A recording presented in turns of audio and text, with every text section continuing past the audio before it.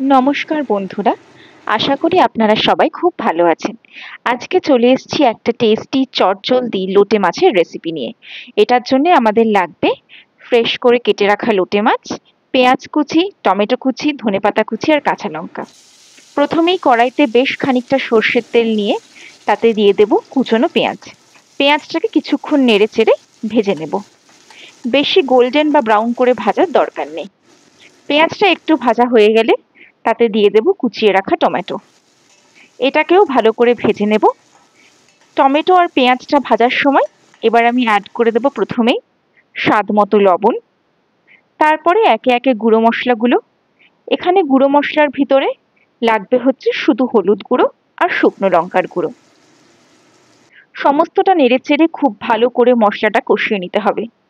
লইট্টা মাছ একটু ঝাল ঝাল ভাল লাগে, সেই বুঝে আপনারা শুকনো লঙ্কাটা ব্যবহার করবেন। আমি এখানে পরে কিন্তু কাঁচা লঙ্কাও ব্যবহার করেছি। এইবার ধুয়ে রাখা লইট্টা মাছগুলোকে ভালো করে জল ঝরিয়ে তাতে আমি বেশ খানিকটা সর্ষের তেল ভালো করে মাখিয়ে দেব। এই রেসিপির জন্য লইট্টা মাছটা কিন্তু ফ্রেশ হতে হবে, না হলে এই রেসিপিটা খেতে একদম ভালো লাগবে না।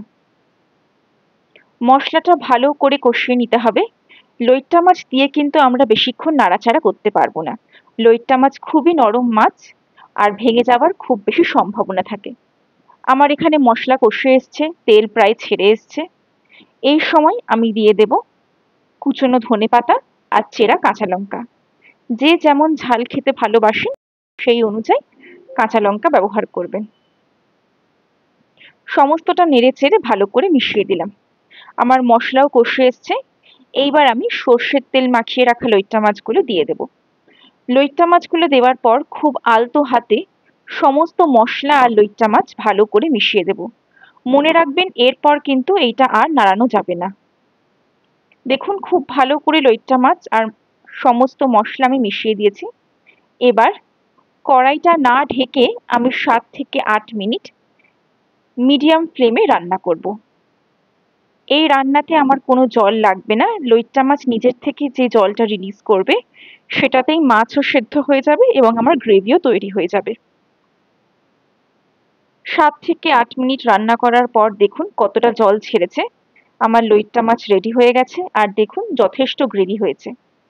এই লইট্টা মাছ আপনাকে খুব গরম গরম সার্ভ করতে হবে ধোঁয়া ওঠা সাদা ভাতের সাথে। আপনারা এটা বাড়িতে অবশ্যই বানাবেন, বাজার থেকে ফ্রেশ লইট্টা মাছ কিনে এনে। রেসিপিটা যদি ভালো লেগে থাকে তাহলে ভিডিওটা অবশ্যই লাইক করবেন, শেয়ার করবেন আর আমাকে কমেন্টসে জানাবেন। সবাই খুব ভালো থাকবেন, সুস্থ থাকবেন।